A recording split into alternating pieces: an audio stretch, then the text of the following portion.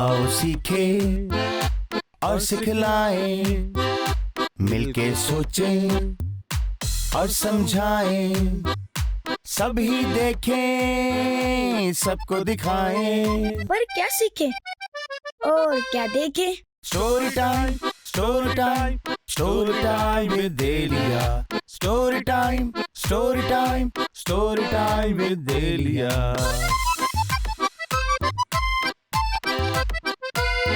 बिस्मिल्लाहिर्रहमानिर्रहीम। अस्सलाम वालेकुम प्यारे बच्चों, कैसे हैं आप सब? उम्मीद करती हूँ आप सब खैरियत से होंगे, मज़े में होंगे।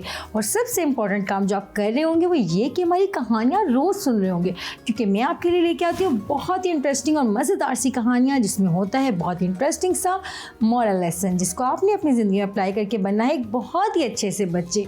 तो मेरा ख्याल है आप बन गए होंगे बहुत अच्छे से बच्चे, क्योंकि मैंने तो बहुत सारी कहानियाँ सुना दी हैं आपको और आपने बहुत सारा मॉरल भी सुन लिया है और उसको समझ के अपनी ज़िंदगी में अप्लाई भी कर लिया है। तो आज की कहानी भी बहुत इंटरेस्टिंग होने वाली है, लेकिन उससे पहले हमें जाना है अपने शो में मौजूद बच्चों से मिलना है। अस्सलाम वालेकुम बच्चों। वालेकुम अस्सलाम। कैसे हैं आप लोग? हम ठीक, आप कैसे? मैं भी बिल्कुल ठीक हूँ, थैंक यू, बहुत शुक्रिया। आप हमारे प्रोग्राम में हैं, हम आपको खुशामदीद कहते हैं। क्या नाम है आपका? इशाल ऑरेंज से। अच्छा इशाल, कौन सी क्लास में पढ़ती है? 5th क्लास में पढ़ती हैं, वेरी गुड। कौन सा फेवरेट सब्जेक्ट है? साइंस फेवरेट सब्जेक्ट है, गुड, ये तो बहुत अच्छी बात है। और आपका? ज़ैनब नदीम। ज़ैनब कौन सी क्लास में? 5th क्लास में हैं। दोनों दोस्त हैं? नहीं, अभी दोस्त बने। अच्छा, यानी यहाँ आके आपकी दोस्ती है, वेरी गुड। तो आपको हमारा स्टोरी टाइम कैसा लगता है? बहुत अच्छा। कौन सी कहानी फेवरेट है आप बताएं पहले? प्यासा कौवा। प्यासा कौवा, वेरी गुड। और आपकी?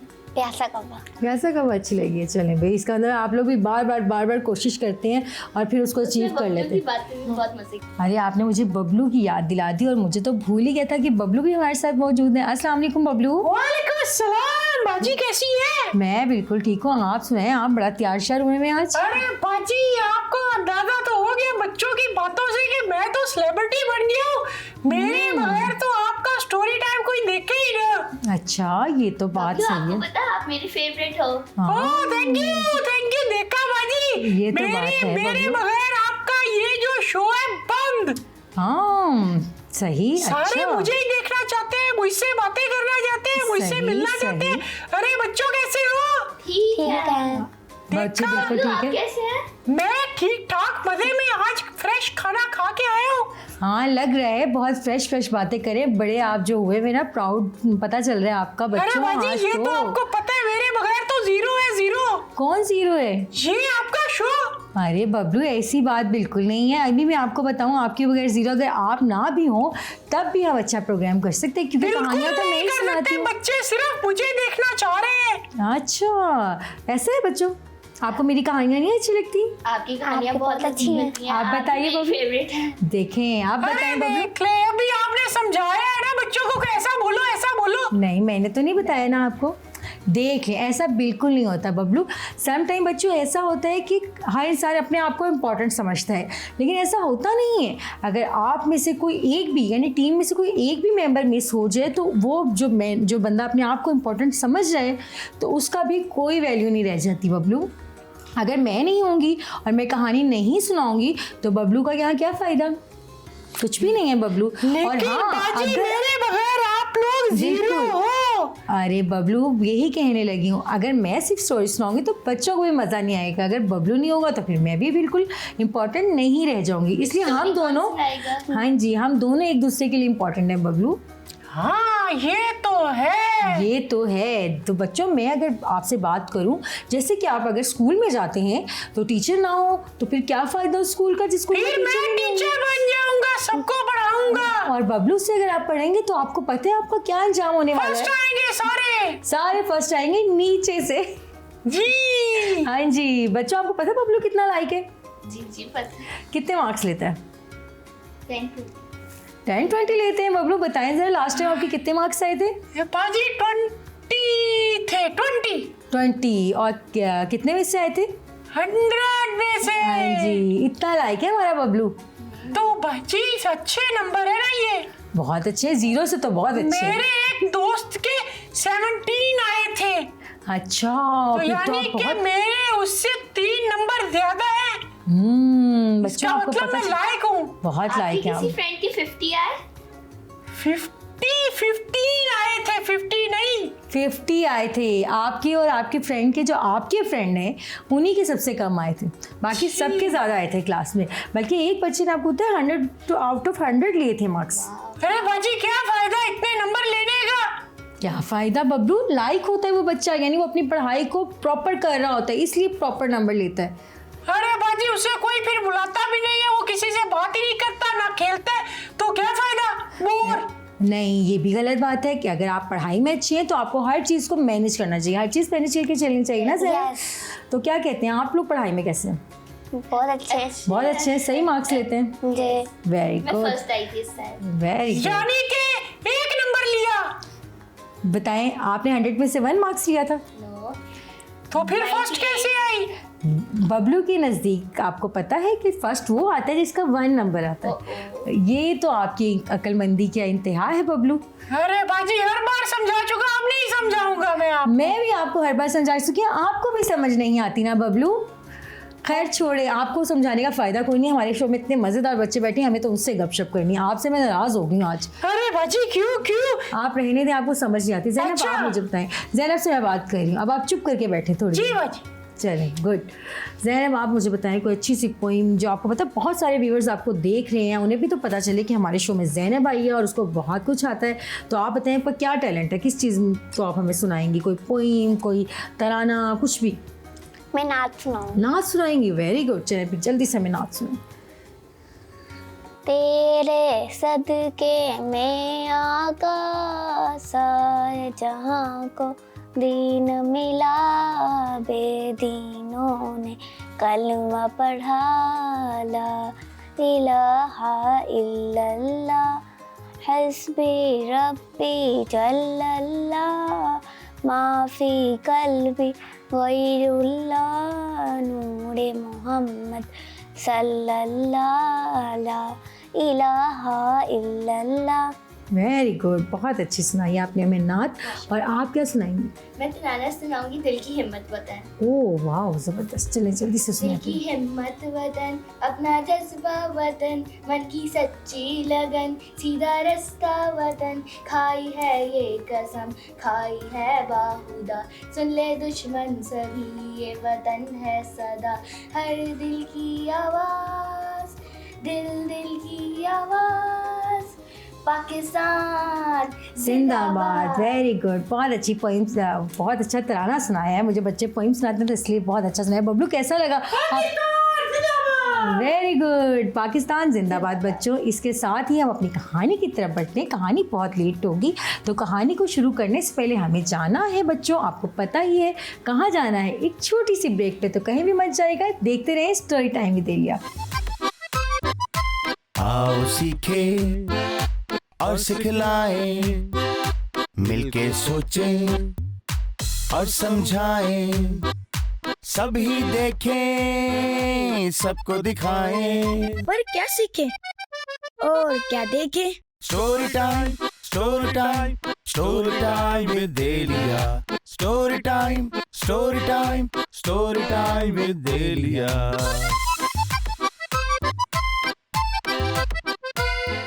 वेलकम बैक प्यारे बच्चों, एक बार फिर स्टोरी टाइम में खुशामदीद कहती हूँ। और मैं सुनाने जा रही थी आपको एक कहानी। तो मेरा ख्याल है आप भी सब तैयार होंगे कहानी सुनने के लिए। और पूछती हूँ, आप सब तैयार हैं?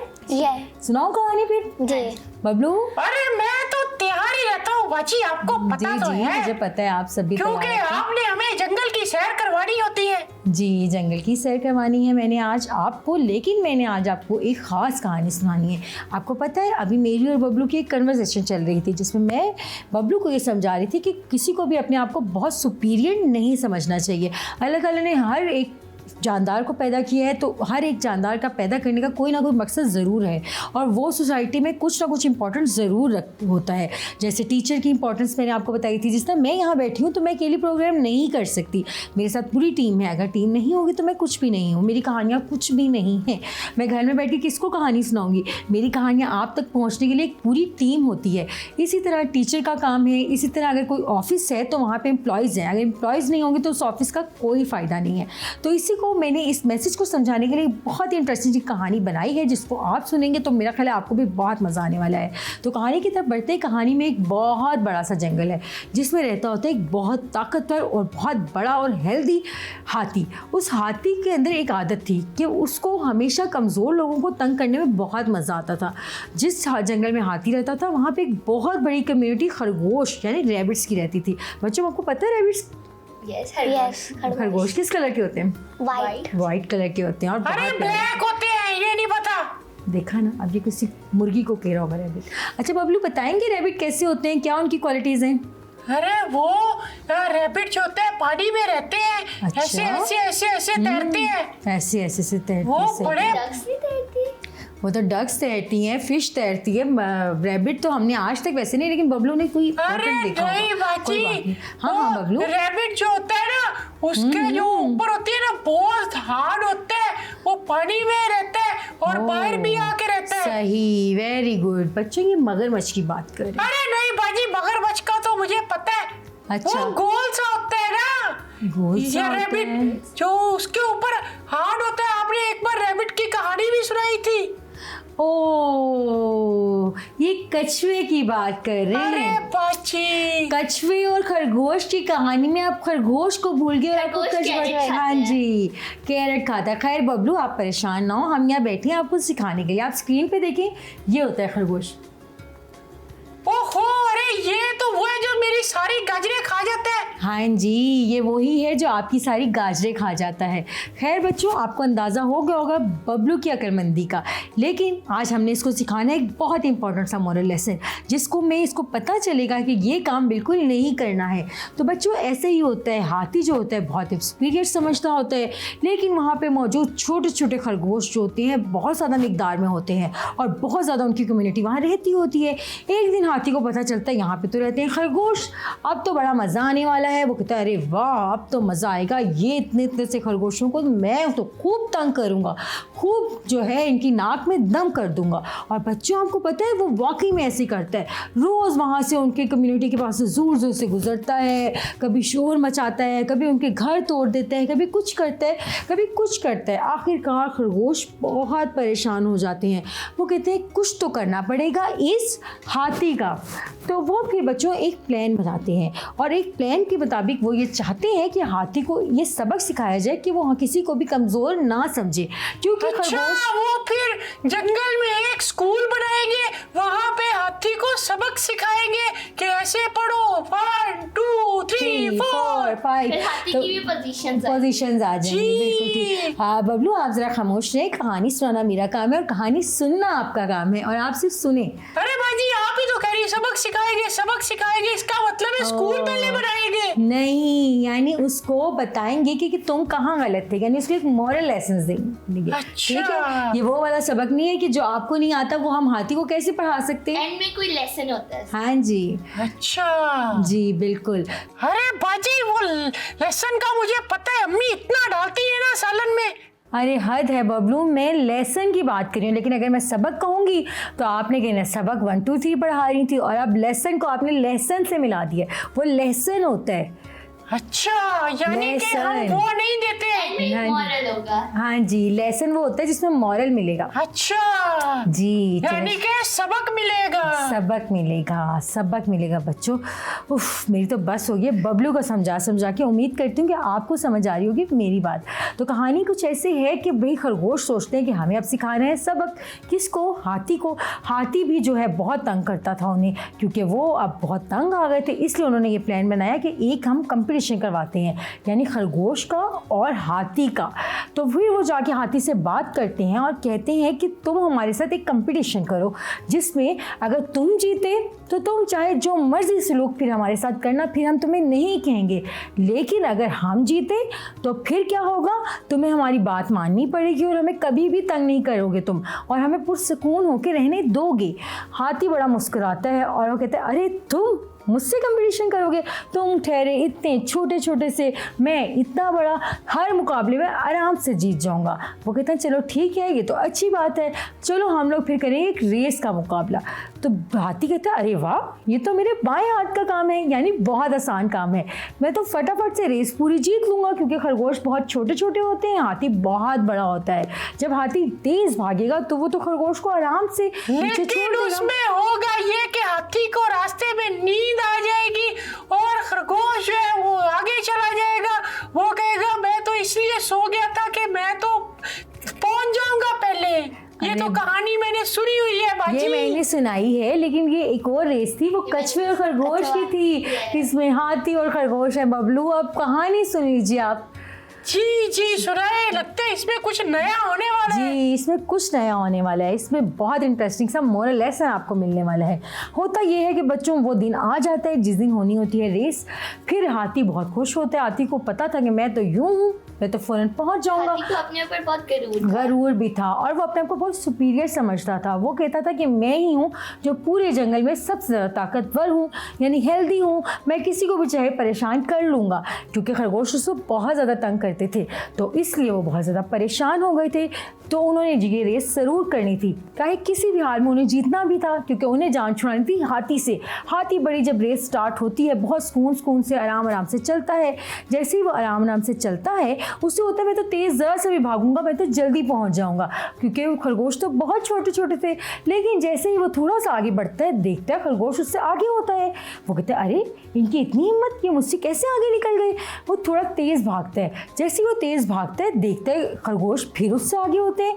उसको बहुत गुस्सा आता है। फिर वो तेज़ी से दौड़ता है। जब वो तेज़ी से दौड़ता है तो फिर वो देखता है खरगोश फिर उससे आगे होते हैं। फिर जो है हाथी बच्चों बहुत परेशान हो जाता है। अरे उसे बाजी, समझ- तो इसका मतलब फिर हाथी हार गया? नहीं, ये तो मैं आपको बाद में बताऊंगी कि हाथी जीता या खरगोश जीता। ये बताएं बच्चों कि मैं किस चीज़ के बाद बताऊंगी। जी बिल्कुल, एक छोटी सी ब्रेक के बाद। तो कहीं भी मत जाइएगा, देखते रहिए स्टोरी टाइम ही देगा।